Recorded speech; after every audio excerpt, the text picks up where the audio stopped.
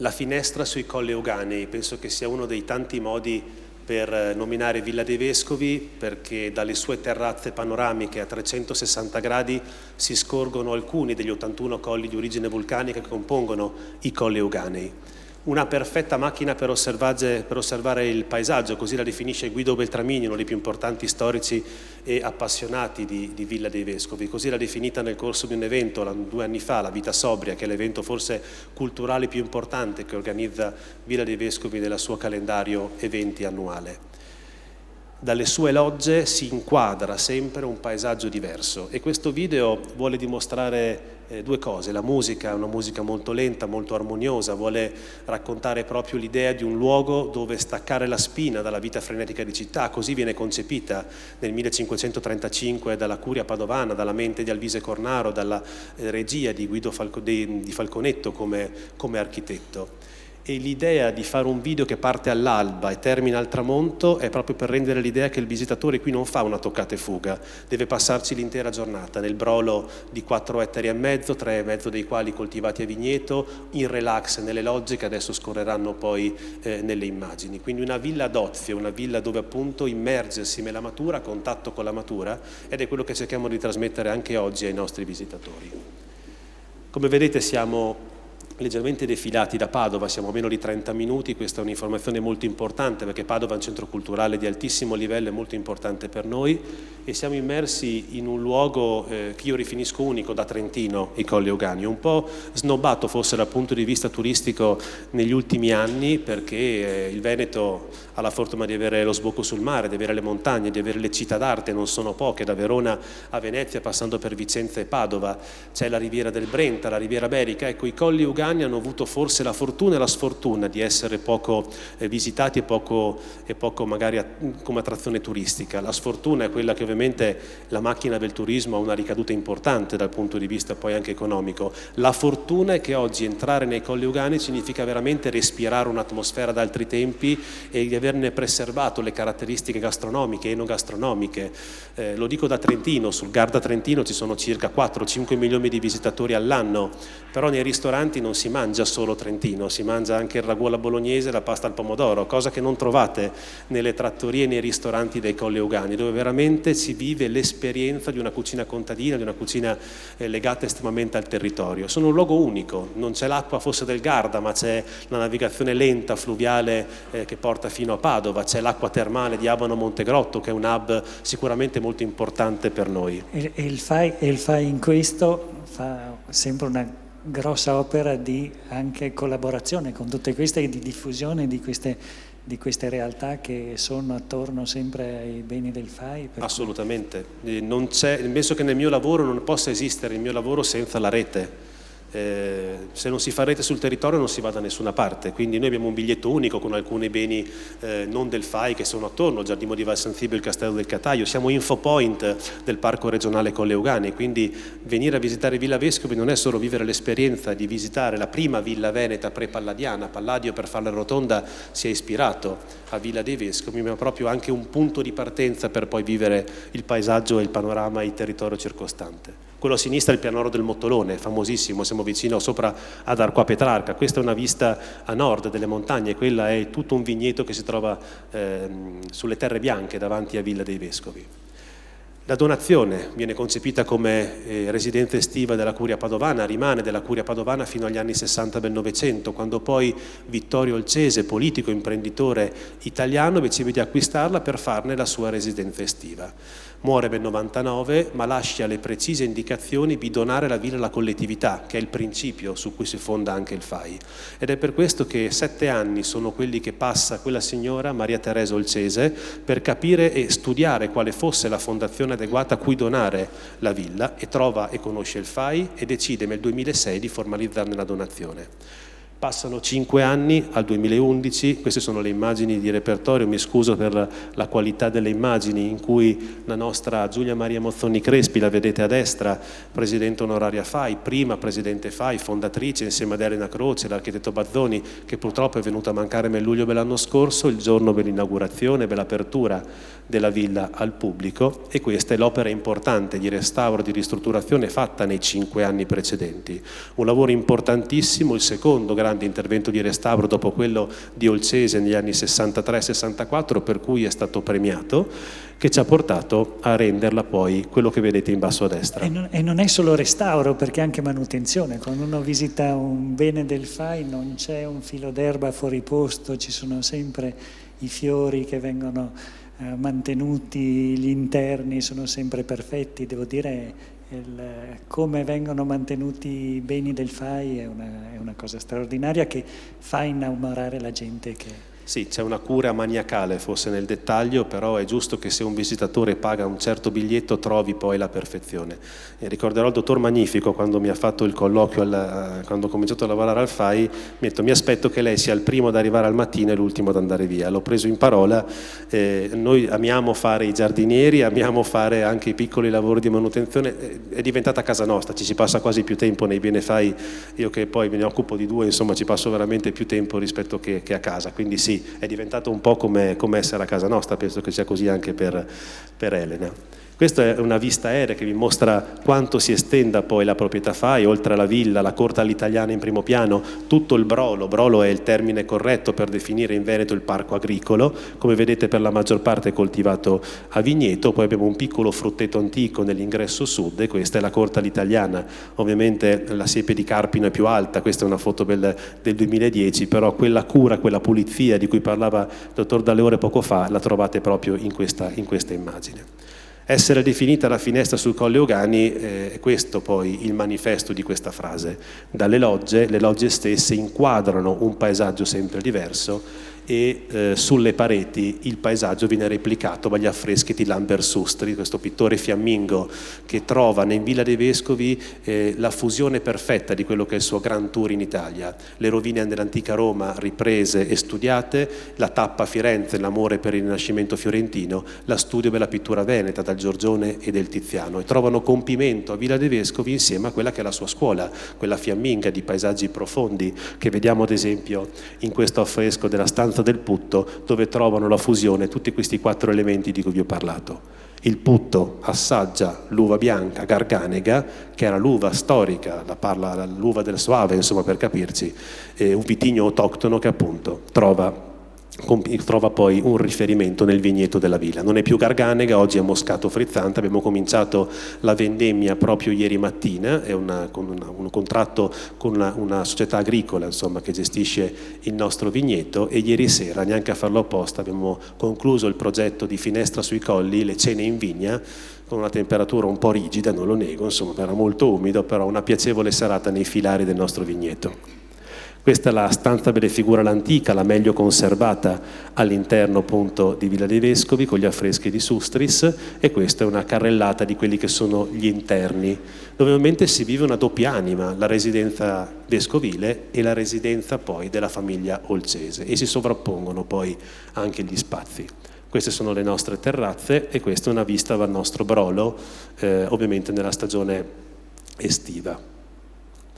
Alcune informazioni utili: la villa apre solitamente da fine febbraio, primi di marzo, ovviamente in un periodo pre-Covid che ci auguriamo diventi poi post-Covid definitivo dal prossimo anno, e nel periodo estivo, questo va ovviamente da marzo fino all'8 di dicembre, e nel periodo estivo si attua quello che è il progetto comune a tutti i beni FAI, compreso Olivetti, che sono il progetto Benessere FAI d'estate, quindi l'occasione unica di vivere i bene FAI anche dopo il tramonto, in un momento in cui almeno diventa più suggestivo nei beni, anche più fresco su Vescovi, che essendo sui Colli Eugani, insomma, si sente parecchio il caldo nel periodo estivo.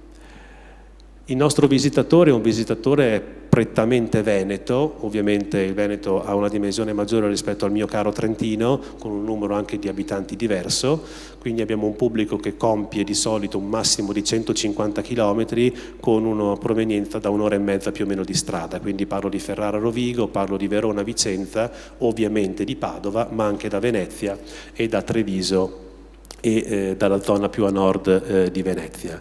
Ovviamente il FAI, essendo molto radicato in Lombardia, tantissimi sono i lombardi che vengono a visitarci, la presenza dell'hub di Abano Montegrotto porta il visitatore straniero. All'interno della villa abbiamo un unicum a livello nazionale, che è la sede della Strada del Vino, dei Colli Euganei in questo caso, un punto vendita su quello che è appunto l'eccellenza enologica dei Colli Euganei, e tantissimi stranieri vedono nella villa non solo un luogo da visitare, ma anche un punto di studio di quello che è anche l'eccellenza del territorio. Vescovi avrà, Villa dei Vescovi, il suo primo vino il prossimo anno con un'etichetta FAI, ha delle arnie, che dovrebbe arrivare nel giro di 1 o 2 anni anche il miele a marchio FAI di Villa dei Vescovi, cose che esistono già, perché il FAI è diventato anche molto attento all'aspetto ovviamente agricolo. Il Giardino della Colimbetra è produttore di 10 varietà differenti di marmellate con le sue 800 piante di agrumi che c'è al Giardino della Colimbetra. A Villa Bella Porta Bozzola, a Casal Zuigno e al Monastero Bitorbo in provincia di Varese arrivano 2 etichette diverse di miele. E il vino, l'olio del Castello di Avio, della Baia di Jeranto, del Bosco di San Francesco, tutte piccole cose che messe insieme aiutano a raccogliere fondi per poi proteggere, come diciamo all'inizio, salvaguardare il nostro patrimonio storico-artistico. Una serie di immagini a conclusione per come vivere il nostro bene, perché non è solo una visita dal punto di vista culturale. Abbiamo imparato ad accontentare varie fasce di pubblico, in particolare quelle delle famiglie, le famiglie che vedono nel nostro Brolo il luogo ideale dove rilassarsi. Abbiamo previsto diversi eventi a loro dedicati. Solo nel mese di settembre arrivano 2 importantissimi eventi, quello dedicato alla vendemmia. I bambini non possono più fare la pigiatura a piedi nudi per ragione Covid, ma lo faranno il mosto con le mani, e quindi si sporcheranno veramente le mani e entreranno a contatto con la matura. Il 26 ci sarà un'importante rassegna di giochi all'aperto per tornare a riappropriarsi delle tradizioni e dei giochi più semplici, lontani magari dal monitor, lontano dai telefonini e dai computer. L'enogastronomia, quello che vedete a destra è l'elemento preparativo di Alba in Villa. Sono eventi che vengono fatti all'alba, concerti che vengono fatti alle 6, alle 7 del mattino, che incontrano un grande interesse di pubblico. La cena in vigna centrale, l'aspetto enogastronomico con il mercatino dei produttori del territorio, e poi ovviamente le sere FAI d'estate di cui vi ho citato poco fa. Questo è un ultimo video che vi faccio vedere, è il video storico dell'apertura al pubblico 10 anni fa, e poi quindi concludo il mio intervento e lascio la parola ad Elena. Grazie.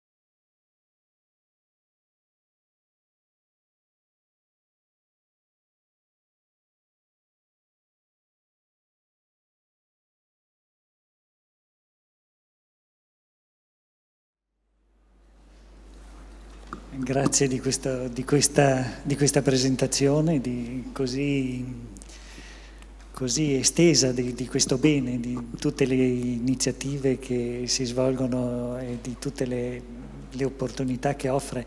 E devo dire, i soci del FAI si sentono molto soci, si sentono molto parte di questa cosa. Mi capita spesso di incontrarne, e quando parlano dei beni del FAI li sentono molto loro, e che questa è una cosa molto importante, perché soprattutto le giovani generazioni saranno loro che dovranno difenderli e valorizzarli, e tutto questo lavoro è fondamentale proprio per aumentare questa sensibilità. Bene, passiamo al negozio Olivetti. Allora, buonasera. Sono Elena Borghello, la responsabile appunto del negozio Olivetti. Mi associo innanzitutto ai ringraziamenti di Alessandro per l'ospitalità all'interno dello spazio della Regione Veneto e in un contesto così prestigioso appunto come il Festival del Cinema di Venezia. Mi fa particolarmente piacere presentarvi un bene come il negozio Olivetti, in quanto all'interno dei vari beni del FAI è sicuramente uno dei più particolari. Parto anch'io con un video.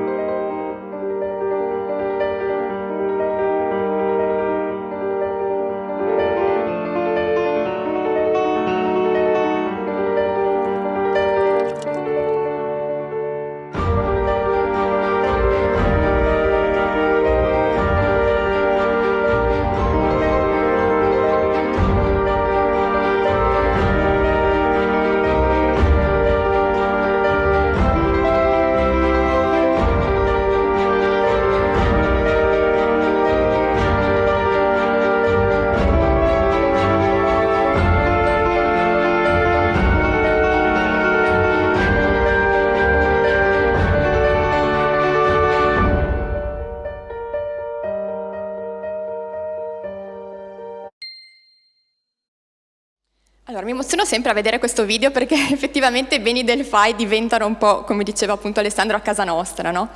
E se Villa dei Vescovi può essere definita una finestra sui Colli Euganei, il negozio Olivetti invece può essere definito come un gioiello dell'architettura del Novecento, dell'architettura contemporanea. E l'immagine che vedete è l'immagine che ha il visitatore da Piazza San Marco subito prima dell'ingresso. Allora, intanto il negozio Olivetti, immagino lo saprete, si trova proprio a Venezia, in Piazza San Marco, quindi è uno dei beni del FAI più centrali in assoluto, una delle città ormai conosciuta appunto a livello internazionale, addirittura nella sua piazza appunto principale. Siamo nell'atto delle procuratie vecchie, quindi guardando la basilica ci troviamo verso nella parte appunto di sinistra. E questo ingresso che vedete è un ingresso molto particolare in quanto appunto da fuori il visitatore ha già un'idea un po' di cosa effettivamente può trovare all'interno, di che tipo di interesse può suscitare in lui questo bene. La parte invece laterale che vedete si estende anche nel sottoportico del cavalletto, quindi permette effettivamente una visione duplice, quindi sia frontale sia appunto anche della parte interna.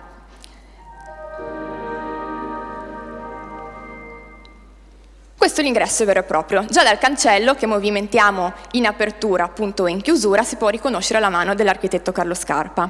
Allora, che cos'è effettivamente il negozio Olivetti? Che cos'era il negozio Olivetti? È uno spazio che è stato commissionato nel 1957 dall'Olivetti, anzi da Adriano Olivetti in persona, all'architetto veneziano Carlo Scarpa. Scarpa è stato un architetto famosissimo, ha lavorato sia a Venezia ma anche fuori città. E prima di questo incarico in realtà lui aveva sempre lavorato in contesti precostituiti, allestimenti di musei e abitazioni private, però non aveva mai avuto un incarico in cui potesse esprimersi completamente, in cui effettivamente potesse avere proprio carta bianca. Adriano Olivetti lo conosceva già da qualche anno, ha puntato proprio su di lui. Scarpa tra l'altro non era nemmeno architetto, ma era appunto diplomato all'Accademia di Belle Arti, però aveva delle capacità e degli interessi che spaziavano davvero in ambiti molto diversi, per cui appunto Olivetti non ha esitato assolutamente nel scegliere appunto Scarpa per la realizzazione di questo negozio. Quello che Adriano Olivetti ha chiesto a Carlo Scarpa era di, più che realizzare un negozio, quindi uno spazio di vendita, di realizzare uno showroom, uno spazio espositivo. Infatti il bene si chiama negozio Olivetti, che effettivamente era il nome che c'era appunto all'epoca, però in realtà si trattava proprio di uno spazio espositivo. Un'osservazione infatti che sempre più spesso i visitatori ci fanno è che ricorda un po' gli Apple Store di adesso, quindi una sorta di idea proprio all'avanguardia che aveva Olivetti di costruire uno spazio in cui semplicemente esporre proprio i vari prodotti delle macchine, macchine da scrivere, appunto macchine da calcolo realizzate proprio nell'azienda di Ivrea.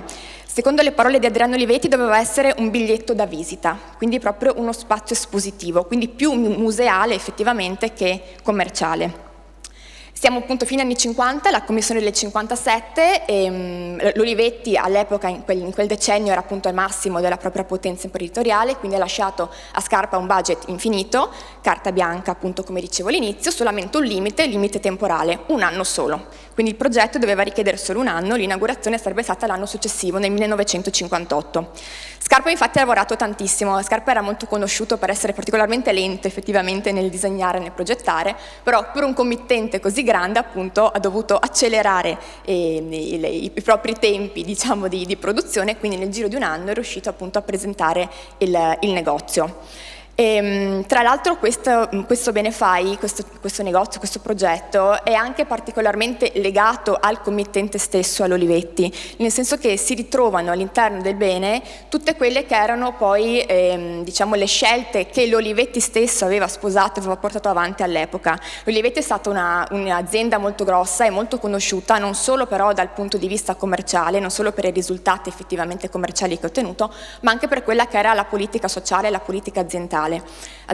In particolar modo, collegandomi appunto al progetto, alla commissione del negozio Olivetti, Adriano Olivetti cercava sempre di unire una bellezza estetica e anche una comodità, un certo equilibrio in tutto ciò che voleva realizzare, a partire dal micro, dalle singole macchine da scrivere, che erano oltre che ovviamente funzionali anche belle. Pensiamo alla lettera 22 che è finita nell'esposizione permanente del Maxi pochi anni dopo la realizzazione, alle fabbriche stesse, pensiamo appunto alla fabbrica di Ivrea, che era anche un ambiente confortevole appunto per gli operai, ma anche appunto agli showroom stessi, quindi dovevano essere funzionali ma anche belli. Scarpa era un architetto che appunto ha sposato perfettamente questa politica, questa etica anche di Olivetti, quindi ha cercato di coniugare all'interno del negozio Olivetti questi 2 aspetti e ci è riuscito anche perfettamente, appunto arrivando a realizzare un tipo di progetto che ormai è riconosciuto come uno dei progetti più importanti non solo di Scarpa ma appunto dell'architettura del secolo scorso.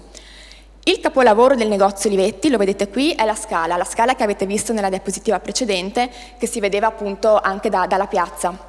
La scala, vedete, ha i gradini tutti sfalsati, hanno delle lunghezze diverse. Il più curioso è il gradino che c'è sulla metà, che sporge verso sinistra, che ricorda il carrello delle macchine da scrivere. Quindi nel disegnare appunto una scala del genere, Scarpa ha voluto collegarsi e riprendere anche quelli che sarebbero stati poi gli oggetti effettivamente esposti all'interno dello showroom. Il materiale in cui è realizzata, che poi troveremo spesso all'interno del negozio, è il marmo di Aurisina. Aurisina è una città che c'è vicino a Trieste, quindi essenzialmente pietra carsica. La scala è composta anche dalle lastre verticali e dalle lastre orizzontali che vedete sulla parte destra, quindi può essere considerata in realtà una scultura proprio, un monumento di per sé, non è semplicemente la successione dei gradini, ma è proprio l'elemento stesso della scala, il fulcro da cui poi partono i 2 ballatoi che vedete sulla destra e sulla sinistra nella parte superiore. A dare una certa regolarità alla salita ci sono quei piccoli perni che vedete molto bene nella diapositiva di destra, in ottone, tra un gradino e l'altro, che tagliano perfettamente in 2 la larghezza dello spazio. Quindi Scarpa comunque ha cercato, seppur nel dinamismo di questa scala, di dare comunque una certa regolarità e simmetria. Subito vicino all'ingresso è presente questa scultura di Alberto Viani. Alberto Viani era uno scultore peraltro molto amico di Carlo Scarpa e 2 avevano studiato insieme all'Accademia di Belle Arti. Questa scultura rappresenta un nudo al sole in bronzo dorato, quindi essenzialmente è una donna che prende il sole e arriva al mare. È stata scelta da Scarpa ancora nel 57, quindi è presente sin dall'inizio all'interno del negozio, e vuole essere un po' una metafora per la città di Venezia, quindi ricordare essenzialmente quello che è la città, cioè costruire una città importante rialzata appunto sulla superficie dell'acqua.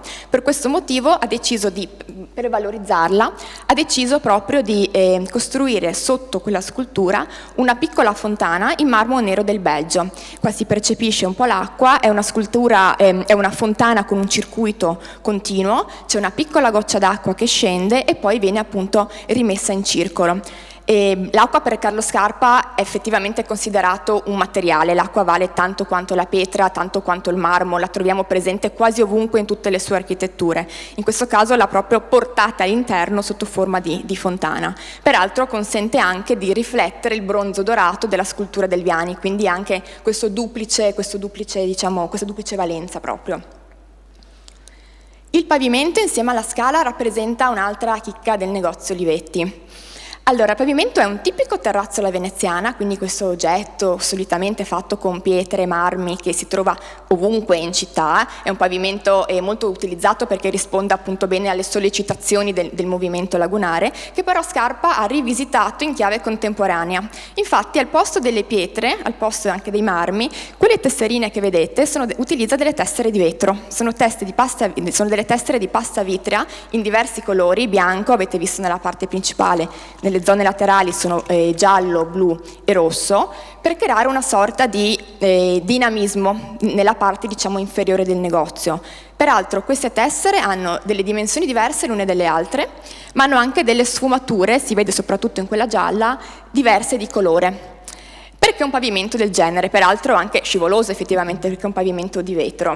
Allora, Venezia, come saprete, ha questo problema insormontabile dell'acqua alta. Il negozio Olivetti purtroppo ne è soggetto, soprattutto appunto il nostro lato della piazza della Procuratia Vecchia, quindi Scarpa sapeva che si sarebbe trovato ovviamente a doversi confrontare con l'acqua della laguna all'interno del negozio. Ha deciso di non combattere questo fenomeno, ma anzi di giocare proprio con l'acqua alta stessa, come se fosse un materiale, come vi dicevo all'inizio. Quindi ha pensato a questo pavimento molto particolare che va a creare una sensazione di movimento, diciamo quasi di marea all'interno, per cui quando l'acqua entra sembra quasi ondeggiare. Effettivamente è proprio così, sembra quasi l'interno, la base di una piscina, anche con queste tessere colorate.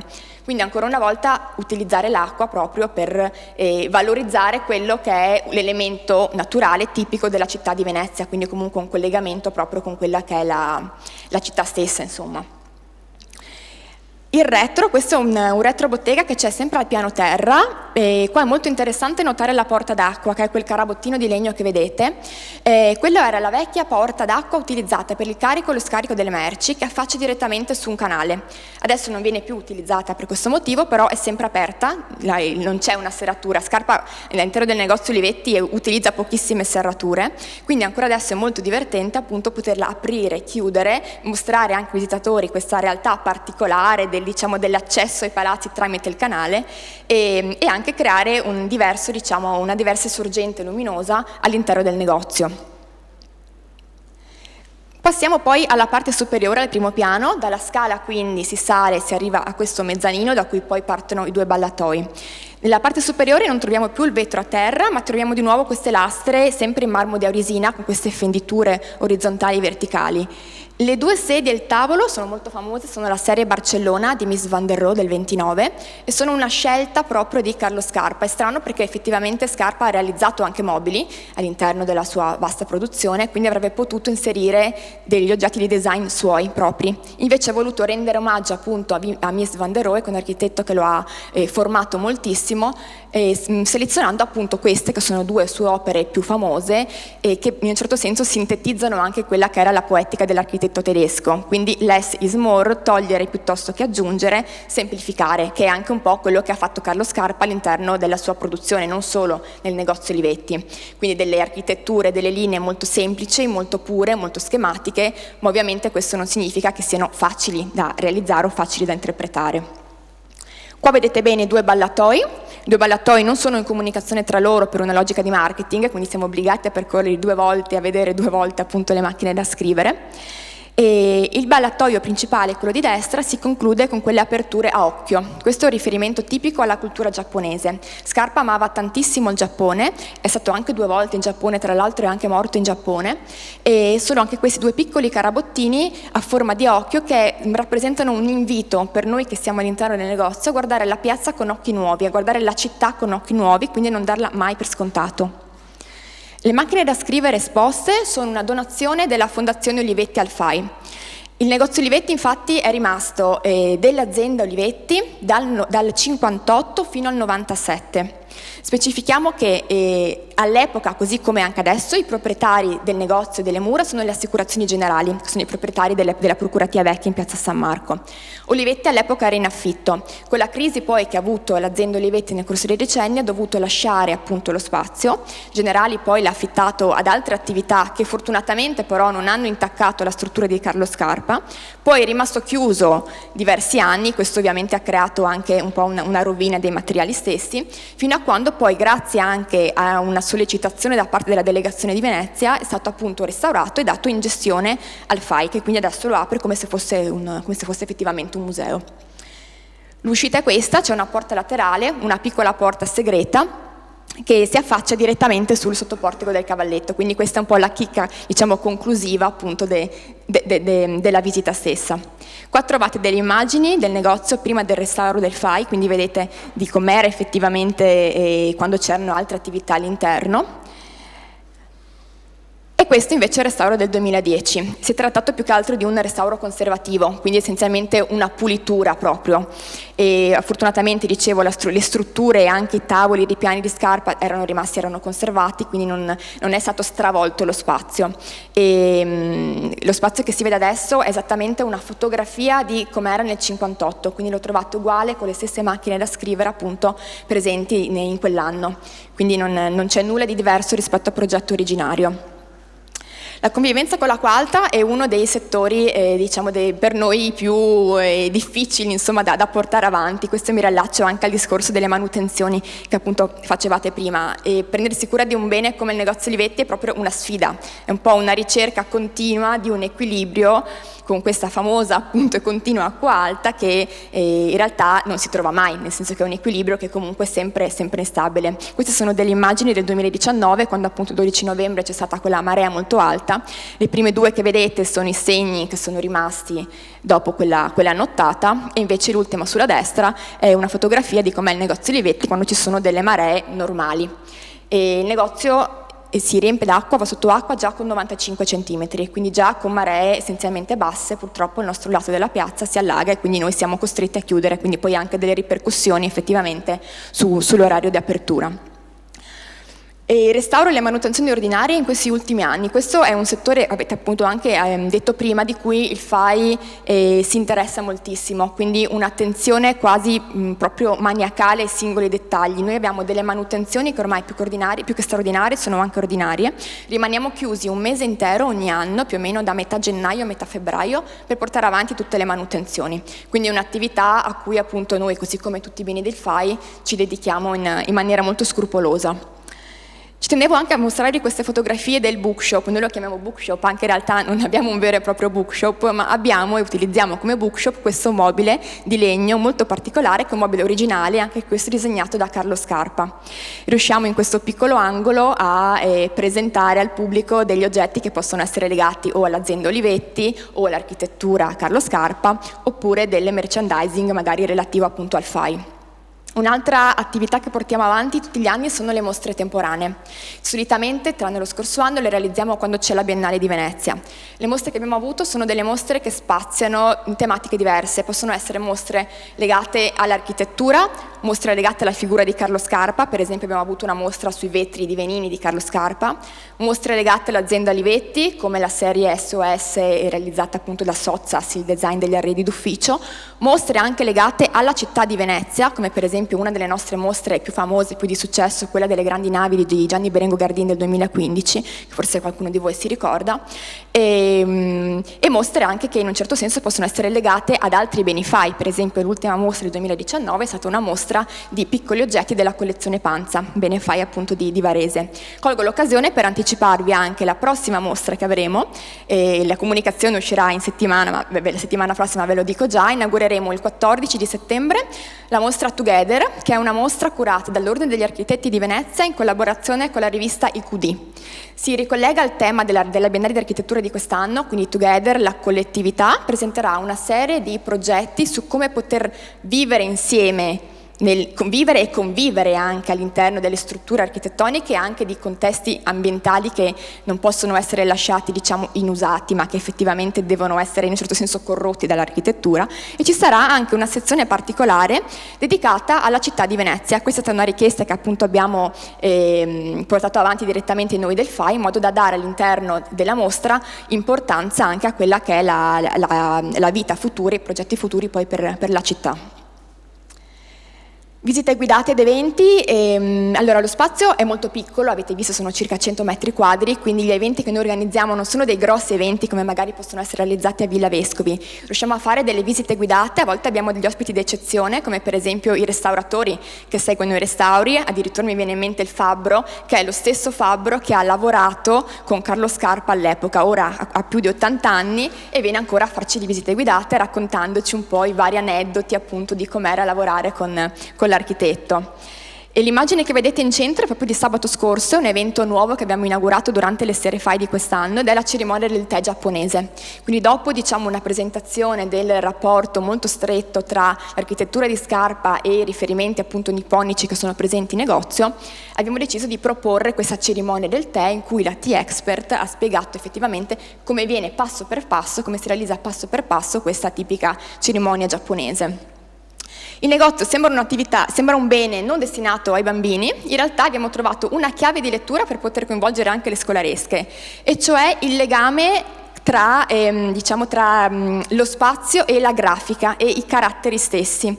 Quindi puntiamo molto su laboratori centrati sulla scrittura, sulla nascita della scrittura, sulla ricerca dei caratteri, dei font tipici che ci sono all'interno della piazza, quindi dalla scritta dell'Olivetti, come anche i caffè storici in piazza, per poi concludere i laboratori con la realizzazione di un piccolo articolo che fanno appunto i bambini su delle macchine da scrivere. Quindi è un tipo di target che appunto siamo riusciti comunque a coinvolgere in un ambiente che effettivamente sembra non adatto a questa tipologia di pubblico. Concludo con gli shooting, che sono un'altra attività che portiamo avanti da molto tempo. Queste sono 2 immagini di 2 shooting di tessuti e di abiti. È molto interessante effettivamente vedere dialogare proprio il negozio Olivetti con altre forme d'arte all'interno. Il negozio sembra quasi uno spazio concluso, uno spazio appunto già definito così. È sempre difficile aggiungere qualcosa, è difficile allestire delle mostre temporanee, è difficile anche fare degli shooting, però invece è molto interessante vedere come è possibile, effettivamente si riesce a trovare un dialogo invece con tutte le altre forme d'arte che vengono poi aggiunte all'interno del bene. Qui trovate alcune informazioni utili, gli orari e i biglietti. Siamo aperti tutti i giorni, dal martedì alla domenica, quindi tutti i giorni tranne il lunedì, e l'ultimo ingresso 30 minuti prima della chiusura. Poi c'è appunto il riferimento all'acqua alta, in cui appunto se la marea è superiore a 95 cm l'orario subirà delle modifiche. E la biglietteria, vi segnalo semplicemente che gli iscritti FAI hanno l'ingresso gratuito, quindi così come in tutti i beni FAI, anche al negozio Olivetti c'è l'ingresso gratuito. Ho concluso. Grazie.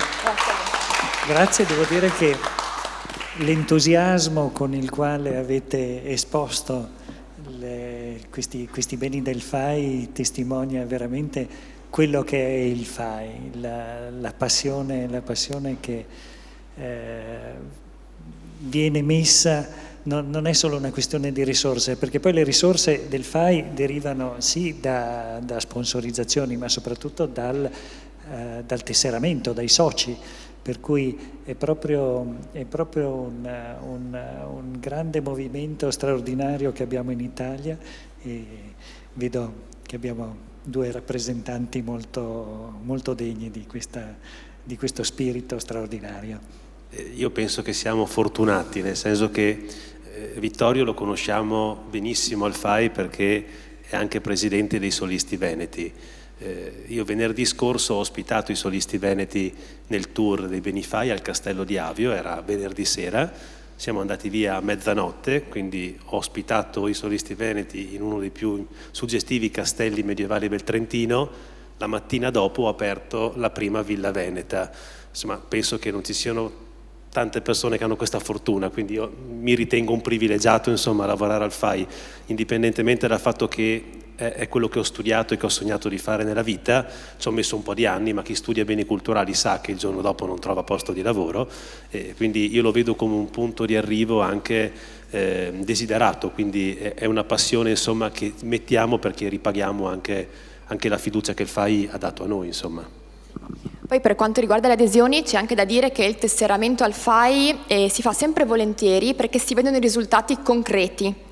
Quindi si vedono i beni che vengono aperti, i restauri che vengono portati avanti, quindi le persone hanno davvero poi visivamente un riscontro su quello che poi effettivamente hanno, diciamo, sulla fondazione che poi hanno deciso di aiutare, per cui sicuramente avere una serie di benefai aperti tutto l'anno appunto al pubblico, ma anche delle attività grandi ormai diventate costanti come le giornate FAI di primavera, aiuta sicuramente, convince sempre di più appunto le persone a effettuare l'iscrizione. Voi fermateci se andiamo oltre, perché da raccontare ne abbiamo. C'è un modo anche, una modalità per legarsi al FAI che va oltre l'iscrizione, va oltre la donazione economica, che è quella di adottare anche delle cose che si trovano nei beni, gli alberi, le panchine. Noi abbiamo una coppia di anziani che hanno donato con una cifra economica una panchina al castello e ogni anno vengono, controllano che la loro panchina sia in ordine, che sia stata ridipinta, che la targhetta sia ancora leggibile, quindi donano, vengono a verificare che il restauro proceda, donano, vengono a vedere che le cose vadano avanti, insomma, nella maniera corretta, insomma. Ecco, che è un altro modo per far sì che le persone sentano proprio tutti questi beni, che molto si sentano a casa. Si sentano a casa. Abbiamo la fortuna di avere così tanti beni culturali in Italia che molto spesso li prendiamo per scontati e non ce ne rendiamo veramente conto, e invece quest'opera del FAI è proprio, si muove in questo senso. Ecco, non so se ci sono delle domande, qualcuno... Scusi, volevo fare un saluto al direttore generale, se vuole venire qui con noi, la invito qui. Chiedo se c'è un microfono igienizzato, no? Allora lasciamo questo. Grazie. Intanto un caso che io sia qua, insomma, è la prima volta che vengo, diciamo, a Venezia a visitare, anche perché io sono direttore generale da 6 mesi, quindi ecco, cioè quello che avete detto voi, la passione dei nostri colleghi, dei nostri volontari, ce ne sono tantissimi qui, è una cosa che, cioè, per me da esterno, perché appunto sono solo 6 mesi, cioè, ti dà veramente un'emozione di lavoro che facciamo tutti i giorni, è veramente concreto e si possono fare le cose. Quindi il FAI è la più grande impresa culturale privata italiana, conta 350, quasi 400 collaboratori, abbiamo circa 60 beni in tutta Italia, cioè quindi si può fare impresa culturale italiana, grazie anche ovviamente all'aiuto delle istituzioni con le quali collaboriamo. E poi l'altra cosa che secondo me è molto importante è che i nostri non sono musei, magnifico, lo dice sempre il nostro vicepresidente, sono case. Cioè vogliamo che le persone che vengono a visitare i nostri beni si sentano a casa. E credo che anche questa sia una chiave di lettura molto importante e ci distingue sostanzialmente da tutte le altre, diciamo, istituzioni, cioè anzi non istituzioni ma associazioni private che comunque si occupano di cultura. Quindi devo dire, anch'io penso sia veramente un mestiere molto interessante. Purtroppo più siamo condannati a crescere, quindi più andiamo avanti, più c'è bisogno di nuove acquisizioni, più c'è bisogno di risorse, però, ripeto, il mestiere è bellissimo, credo si possano trovare i soldi sempre per recuperare, insomma. Ma poi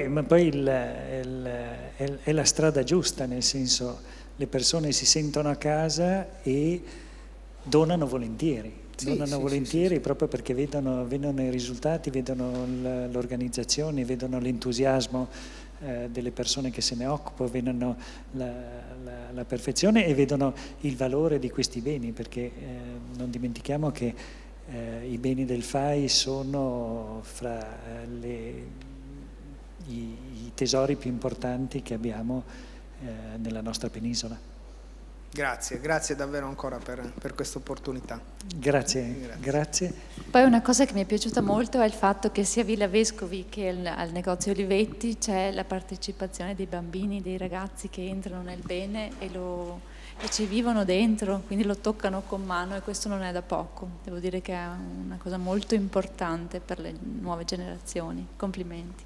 è anche quello che forse manca di più in questo momento, no? Perché nel post-Covid abbiamo imparato a fare a meno della fascia di pubblico l'anno scorso, quest'anno qualche mese in più di chiusura, però sono 2 anni che non vediamo scuole all'interno dei nostri beni, insomma. Quindi non è un lato economico, è poi il lato di presenza chiassosa, positiva, che animano anche loro i nostri beni, insomma. Io mi volevo ritagliare un ultimo minuto per ringraziare anche le persone che sono qua con noi, alcune delle quali abbiamo invitate, quindi volevo salutare Ines Thomas, che è la presidente FAI Veneto, e il dottor Lanfranchi, che è presidente Verdi More Storiche, la delegazione di Venezia, che poi magari lascio presentare ad Elena, e abbiamo anche il nostro tour operator di riferimento in Veneto, che mi fa piacere salutare, che è Insight Tour, con cui Insightcom, chiedo scusa, con cui collaboriamo sia come Negozio Olivetti che come Villa dei Vescovi, ed è un'altra di quelle dimostrazioni di collaborazione sul territorio, oltre i beni, oltre alle realtà culturali, anche coloro che appunto lo fanno di mestiere e ci aiutano a intercettare fasce di pubblico sempre diverse. Sì, ringrazio allora Francesca Barbini, che è appunto la capodelegazione di Venezia. Poi abbiamo anche Claudio Vernier, delegato di Venezia, nonché fondatore del FAI Giovani Venezia. Elisabetta Patrizzi, che è l'attuale responsabile del FAI Giovani Venezia. Poi abbiamo Benedetta Dalprà, che appunto collabora con Francesca nella realizzazione dei vari eventi della delegazione, e anche Benedetta Berto, che è la social media manager del gruppo FAI Giovani, sempre particolarmente attiva, insomma. Quindi grazie a voi anche per essere venuti.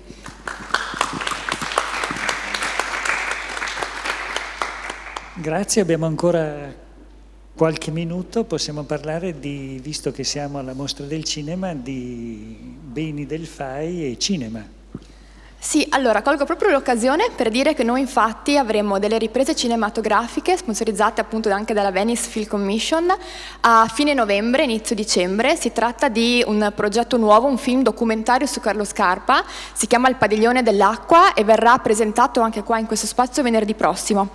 È un documentario che vuole presentare proprio le opere principali di Scarpa a Venezia ma anche in Veneto, e puntando tutta l'attenzione su quelli che sono gli elementi legati proprio al tema dell'acqua, anche di cui appunto accennavo prima. Il negozio Olivetti ovviamente non può mancare all'interno di queste riprese, quindi siamo particolarmente felici appunto di essere all'interno di un documentario così prestigioso e di appunto offrire lo spazio per delle riprese di questo tipo, insomma, che serviranno sicuramente anche a dare un taglio, un punto di vista nuovo appunto per chi vedrà poi il documentario, per capire ancora meglio quella che è la portata dell'architettura di Scarpa.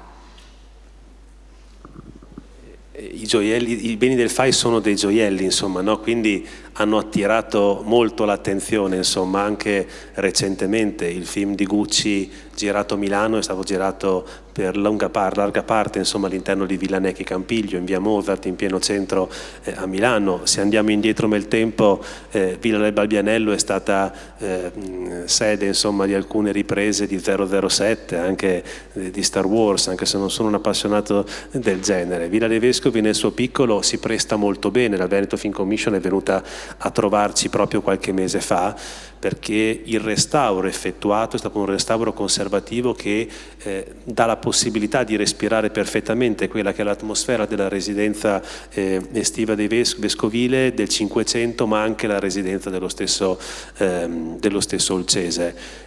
C'era un piccolo cortometraggio in gara che non è passato però alla selezione, che era The Line of Life, fatto da Andrea Corazza con una finalità sociale, che è stato girato in parte anche a Villa dei Vescovi. Il GAL Patavino ha portato alcune riprese di un altro cortometraggio, Il vecchio e la bambina, che è stato girato in parte sempre con una finalità promozionale del territorio a Villa dei Vescovi quest'anno, e aspettiamo che arrivino altre importanti richieste, perché anche questo è un altro passaggio importante di raccolta fondi.